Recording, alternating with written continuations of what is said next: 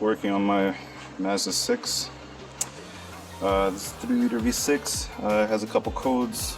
There's one for an O2 sensor, one for system bank 2 too lean, and misfires. So the basic test that I did is I used my lab scope.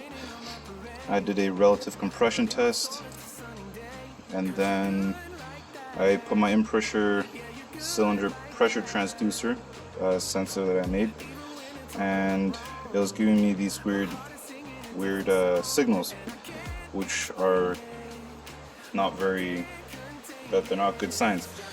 So when I pulled the valve cover off, because the signals I was getting were leading me to either bad timing or cam phasers,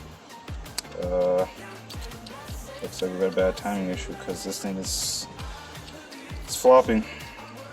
And then here's the back one, hence why there's no codes for the bank 1. This is bank 1, and this is bank 2. Bank 2 codes, multiple misfires. Most likely this cam has jumped. I haven't checked for timing yet, or lining up the time marks, but most likely this exhaust cam right here just skipped a tooth or something. But yeah, it's pretty floppy. It's nice and tight, which is what you want. So timing chain, tensioners, guides, that's what it needs. Should run perfectly after this.